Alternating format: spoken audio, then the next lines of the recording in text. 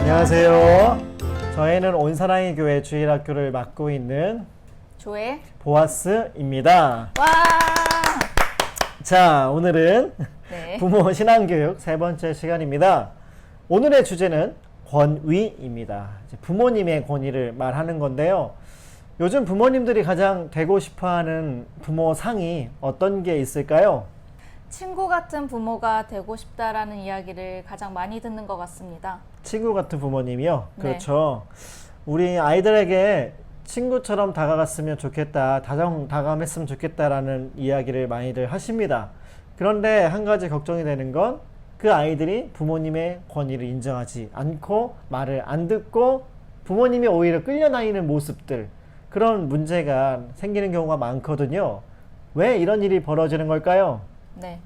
그 이유는 아이를 양육할 때 애정과 통제를 균형 있게 주지 못했기 때문입니다. 아, 애정과 통제요? 네. 네, 한 가지씩 살펴보자면 애정이라는 것은 부모가 아이를 수용하고 지지해주고 반응해주는 걸 뜻하고 통제는 아이를 확고한 규칙에 따라 가르치는 것을 말합니다.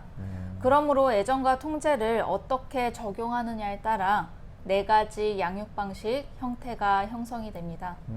자, 그러면 그 네 가지 양육 방식을 하나씩 살펴보도록 하겠습니다. 첫 번째, 허용적 양육입니다. 이 경우에는 높은 수준의 애정과 낮은 수준의 통제를 보이는 부모입니다.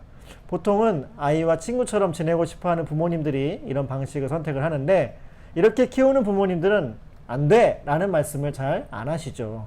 자, 두 번째는 독재적 양육입니다. 허용적 부모와 정반대에 있는 방식인데, 높은 수준의 통제와 낮은 수준의 애정을 보이는 부모님이세요. 쉽게 얘기하면 이제 권위주의적인 그런 부모님을 이야기할 수 있죠. 그래서 아이들의 요구를 잘 듣지를 않으시고 아이들에게 지시하고 복종해라, 이런 것을 요구할 때가 많이 있습니다. 네, 세 번째로는 방임적 양육입니다.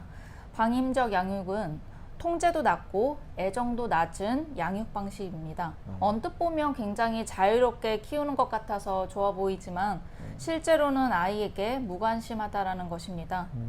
부모님들께서 너 마음대로 해 라고 말은 하지만 아이의 뜻을 존중하는 것이 아니라 신경 쓰고 싶지 않다는 뜻이 담겨져 있습니다. 네 번째로는 민주적 양육 방식입니다. 한마디로 권위 있는 부모입니다. 애정도 높고 통제도 높은 부모님을 이야기합니다. 아이를 세심히 살필 뿐만 아니라 정확한 그 규칙 안에서 행동을 요구합니다. 규칙 안에서 자유를 존중해 주는 것입니다. 대신 명령이 아니라 설득을 통해 소통하는 것입니다. 자, 그러면 이 네 가지 양육 방식 중에서 어느 아이들이 가장 잘 자라나요? 뭘까요? 뭘까요? 네, 한번 맞춰보세요. 아, 혹시 민주적? 네, 맞습니다. 민주적 양육 방식으로 자란 아이는 자아 존중감이 높았고, 그리고 또래 사이에서도 인기가 많았으며 독립심도 높았다라고 합니다. 아, 전도사님처럼? 그에 비해 방임적 부모 밑에서 자란 아이들은 학교에서 적응도 잘 못했고, 그리고 자기 통제력이 많이 부족했으며 인지 발달도 느렸습니다. 네, 또한 독재적 부모의 아이는 독립심이 낮았고요. 그리고 의존적이었으며 반항적인 기질이 많았습니다.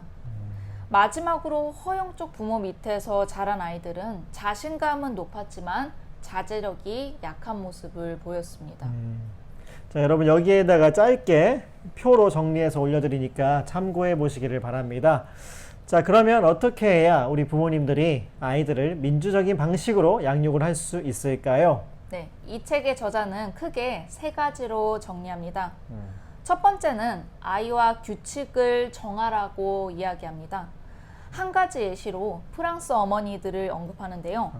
프랑스에서는 식탁 예절을 철저히 지킨다고 합니다. 보통 우리나라에서는 어떻게 해서든 밥 한 숟갈을 더 먹이기 위해서 애를 많이 쓰시잖아요. 그런데 프랑스에서는 식탁에 차려진 그 음식은 최소한 한 입씩만 딱 전부 먹어야 한다라는 규칙이 있습니다. 두 번째는 규칙을 요구만 하지 말고 부모도 함께 지켜야 된다라는 것입니다. 이 책의 저자도 프랑스의 식탁 예절을 적용을 해보았는데요. 남편과 아내 모두 약간의 편식이 있었는데 아이에게 식탁 예절을 이야기하고 나서도 본인들 또한도 음식을 골고루 먹기 시작했다고 합니다. 그래서 한 사람만 바뀌는 게 아니라 집안 전체가 편식을 하지 않게 되었다라고 이야기해주고 있습니다. 세 번째로는요, 캡틴이 되어야 합니다. 캡틴. 네, 캡틴. 오늘도 교육 전문가 한 분을 보아스님께서 소개해 주시겠습니다. 동남아 순회 공연을 마치고 돌아오신 캡틴 부모라는 책을 쓰신 네. 수잔 스티펠만이라는 부모 교육가는 스티펠만. 뭐라고 말했냐면, 아이들은 자신의 배를 책임지고 이끌어줄 캡틴으로서의 부모를 필요로 한다라고 말을 했습니다. 네, 즉 부모는 통제자도 아니고 그렇다고 친구도 아닌 책임자로서의 역할에 충실해야 된다라는 말을 하는 것입니다. 그럴 때 아이는 부모의 권위를 인정하게 되고 부모가 제시한 안전한 그 테두리 안에서 자유롭게 자라나게 될 것입니다. 아멘. 자, 오늘은 부모의 권위에 대해서 함께 생각을 해봤습니다.